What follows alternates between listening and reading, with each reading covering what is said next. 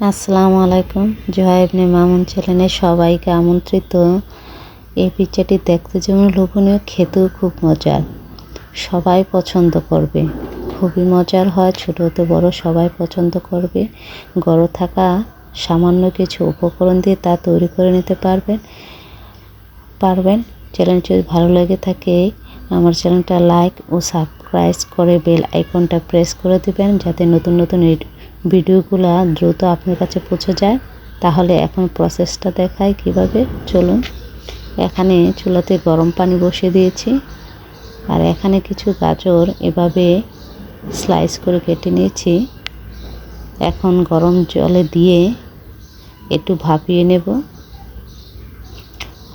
সঙ্গে পরিমাণ মতো লবণ দিয়ে দেব। আর এই গাজর কুচিগুলো পিৎজাতে ব্যবহার করব গার্নিশের জন্য। এই তো দেখুন সিদ্ধ হয়ে গেছে। এখন এগুলাকে নামিয়ে নেব।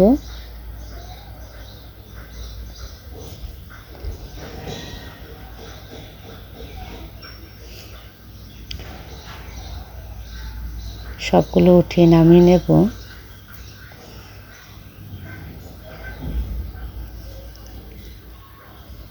দেখুন গাজরটা কতটুকু সিদ্ধ হয়েছে, ঠিক এরকম সিদ্ধ হয়েছে।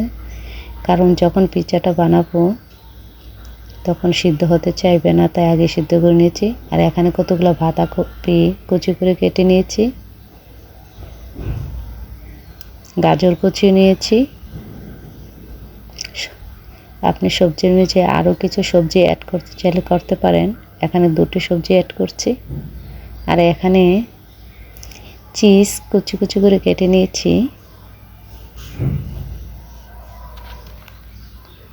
এখন গাজর কুচি, বাঁধাকপি কুচিগুলো একটু ভাপিয়ে নেব, কারণ পিৎজা হতে বেশি সময় লাগে না, তাই আগে একটু ভাপিয়ে নিলে ভালোভাবে একটু সিদ্ধ হয়ে যায়, কাঁচা ফ্লেভারটাও থাকে না। গাজর ও বাঁধাকপি কুচিগুলো একটু শক্ত হয়, তাই আগে একটু ভাপিয়ে নিতে চেষ্টা করবেন। খেতে খুব ভালো লাগে। সবগুলো সিদ্ধ হয়ে গেছে, নামিয়ে নিলাম। দেখুন কীরকম হয়েছে। সবগুলো ভালোভাবে পানি ছড়িয়ে নিয়েছি। এখন এখানে কিছু বেসন দিয়ে দেব।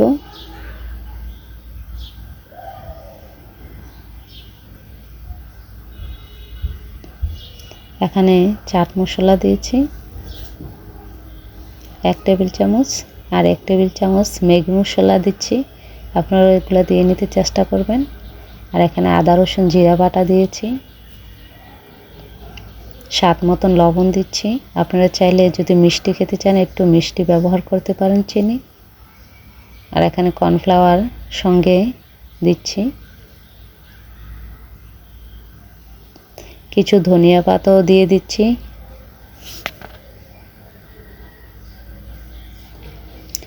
আর একটু আমি স্কিপ করে দিয়েছি, এখানে 2 টেবিল চামচ গরুর দুধ দিয়েছি, তার জন্য দুঃখিত। দিয়ে নেবেন। এখন সবগুলো একসঙ্গে মিক্স করে নিচ্ছি। দেখুন মিক্সারটা ঠিক এরকম হবে। এখন ফ্রাই প্যানে বাটার দিয়ে দিলাম, দিয়ে গরম করে নিচ্ছি।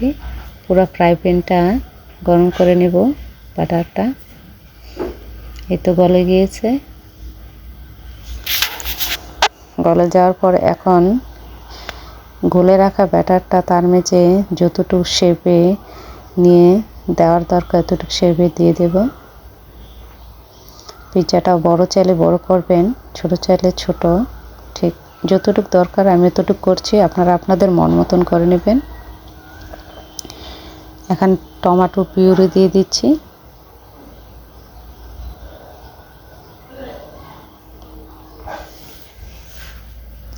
আর এই মাংস, কিমা করা মাংস এখানে আগে ময় মশলা দিয়ে কিমা করে রেখেছিলাম।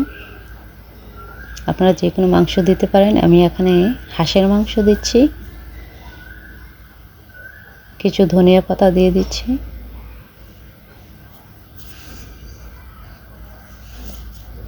আর কিছু চিজ এখানে উপর দিয়ে গার্নিশ করে দিচ্ছি।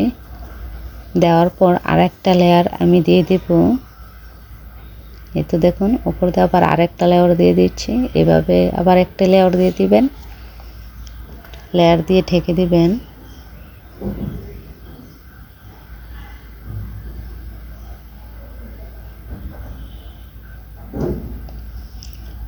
এই পিৎজাটা খেতে খুবই ভালো লাগে, একবার ট্রাই করে দেখবেন, বারবার খেতে মন চাইবে।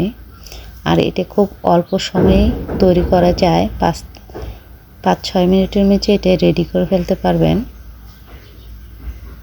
যখন পিৎজা খেতে মন চায়, ঘরে থাকা এই সামান্য কিছু উপকরণ দিয়ে আপনারা পিৎজাটা তৈরি করে নিতে পারবেন। এখানে মাংসের বদলে অন্য কিছু দিতে পারবেন, নাও দিতে পারবেন। এভাবে খুবই টেস্টি হয় এটা। এখানে আবার কিছু টমেটো পিউরি দিয়ে দিচ্ছি।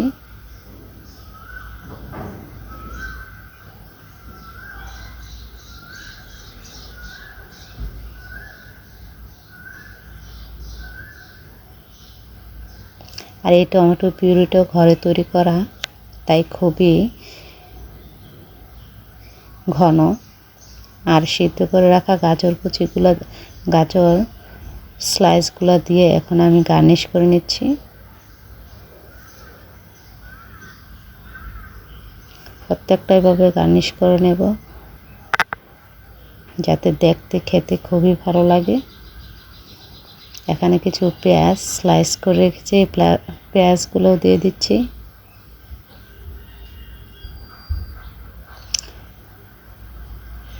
আর আপনারা যদি এই পিৎজাটা ঝাল খেতে চান তাহলে এখানে ঝাল ব্যবহার করতে পারেন, আমি ঝাল দিইনি।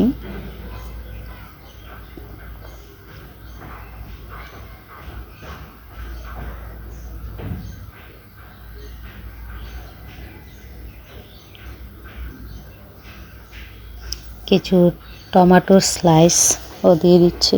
প্রথমে বলেছি ঘরে থাকা সামান্য কিছু উপকরণ দিয়ে এই পিৎজাটা বানিয়ে নিলে এত যে আকর্ষণীয় হয়, খাবার লোভনীয়, এতই মজার, না বানালে কেউ বুঝতেও পারবেন না। কিছু ধনিয়া পাতা গার্নিশ করে দিচ্ছি। এখন ওপর দিয়ে চিজগুলো দিয়ে দেবো, চিজের লেয়ারগুলো ভালো করে দিয়ে দেবো। কিছু চিজ দেবো আর কিছু পনির দেবো, সঙ্গে কিছু পনিরও আছে দিয়েছি। দেখুন এই তো রেডি হয়ে গেছে। কিছু অংশ স্কিপ করেছি, ভিডিওটা বড় হয়ে যায় বলে। এই তো দেখুন আমার চিজগুলো গলে গিয়েছে আর পনিরগুলা গলে নাই, ফেসে আছে। দেখুন দেখতে যেমন লোভনীয়, খেতেও খুব মজার। একবার বানিয়ে ট্রাই করে দেখবেন, আপনাদের মন ভরে যাবে, বারবার খেতে ইচ্ছা জাগবে। আর খুব অল্প সময় তৈরি করে নিতে পারবেন। দেখুন এবার এটা কেটে দেখাচ্ছি, এর ভিতরের অংশ বাহিরের অংশ কীরকম হয়েছে। খুবই সফট, খুবই নরম সফট।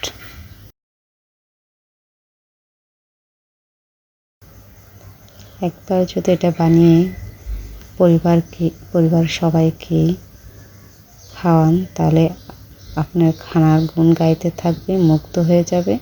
আর আপনারা যখনই হালকা খেতে লাগে ঘরে এই সামান্য উপকরণ দিয়ে দ্রুত বানিয়ে নিতে পারবেন। আর পিৎজা খেতে কে না পছন্দ করে, সবাই খেতে পছন্দ করে। দেখুন খুবই সুন্দর।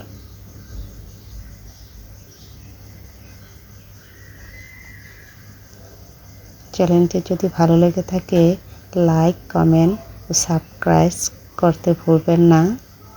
পাশে থাকা বেল আইকনটি প্রেস করে দেবেন। আর আমাকে সাপোর্ট করবেন। আপনাদের সাপোর্ট পেলে নতুন নতুন ভিডিও দিতে আমি আগ্রহিত হবে। ভালো থাকবেন সবাই। ধৈর্য সহকারে ভিডিওটির সঙ্গে থাকার জন্য সবাইকে অনেক ধন্যবাদ। আসসালামু আলাইকুম।